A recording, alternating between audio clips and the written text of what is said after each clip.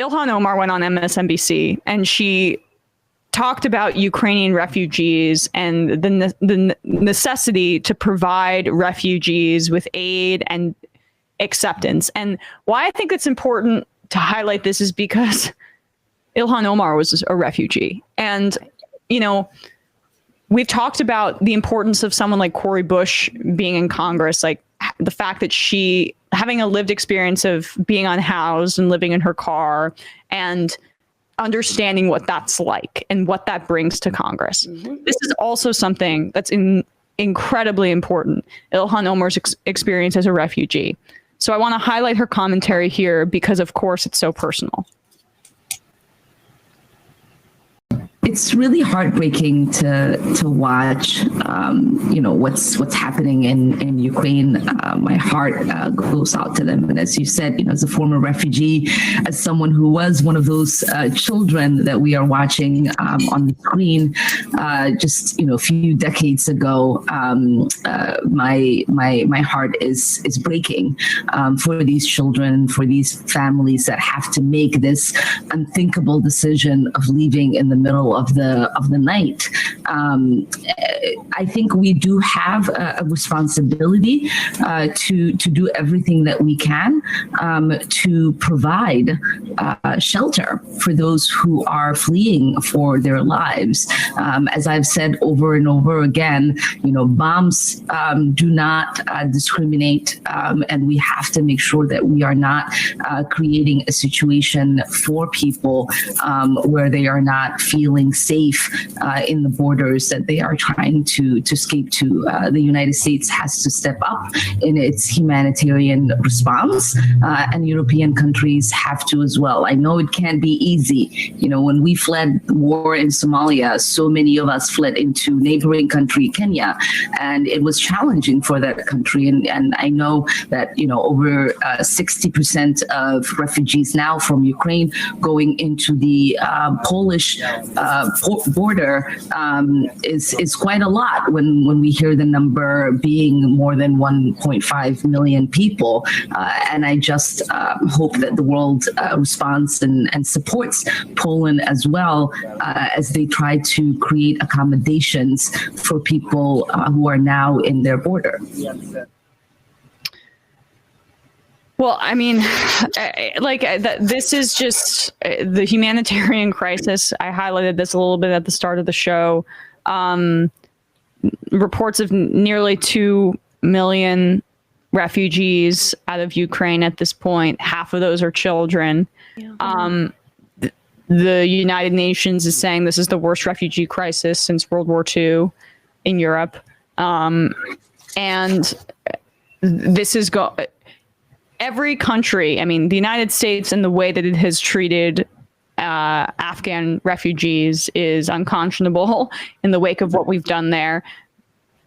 Blanket acceptance of Ukrainian refugees and Afghan refugees, and really all refugees fleeing these political dire conflicts, especially in the United States' case, if we had a role in it, like in Afghanistan. Well, we also just have the space. I mean, and we have the economy to support it. And some of these countries that we're taking refugees, and I'm Greek and I'm here on this planet because my grandparents were political refugees. So I want to make a point of saying that this is something that so many of us are personally connected to in our own country. But in Europe, you look at the southern countries that took in a good chunk of refugees, whether it's Greece, mostly Greece, but in other countries too. But in the South, those are austerity countries that actually couldn't afford to take in the refugees. And it put a lot of pressure, partly because northern countries shut down their borders.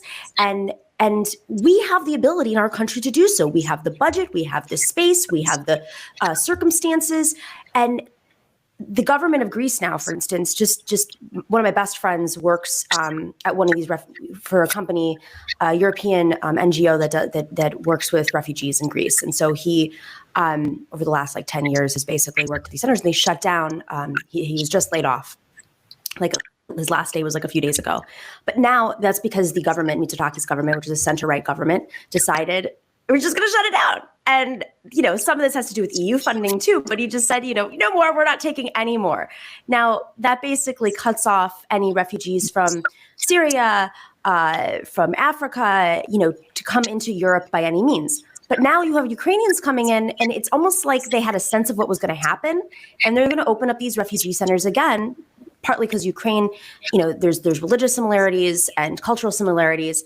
And it's just, I don't understand. It's like they literally swapped out who they're supporting, and they're just ignoring the fact that you still have a crisis with Syrian refugees. You still have people from all over Africa now coming up through. I understand why, right?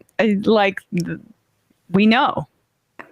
It's racism. I mean, it's supremacy, and the way that the Syrian government handled refugee crisis versus the Mitsotakis government, center-right government, it's astonishing how different they are. And I think that's important also for us when we're having these conversations to recognize too, because there are a lot of good people who are fighting against this. And, we can't just blanket like all Europeans the same. They're not. Every country's a little bit different. They have different histories.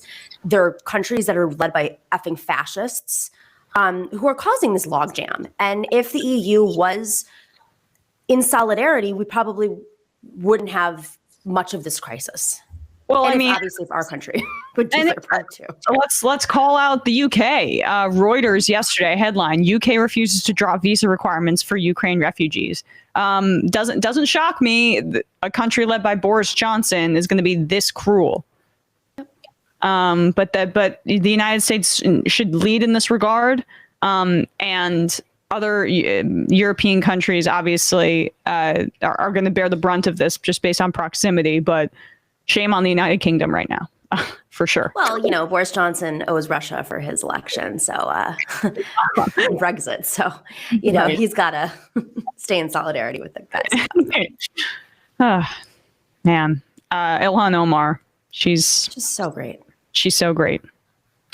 Custodial artist. But Emma, how could we tell the uncivilized refugees from the refugees? It's not like we have a billboard reading, "Give me your tired, your poor, your huddled masses yearning to breathe free. The wretched refuse of your teeming shore," or anything. Yeah, right. Exactly. Probably see that from a certain. What happened? Okay, TV just turned off. Okay, figuring our monitor had a little hiccup. Valley, I thought you were waving at me. Okay. Valley Girl, all of these anti-trans bills remind me of California's 1994 Prop 187. It helped flip California blue. So yes, keep effing with people and you'll find out who we really are. Flip Texas blue.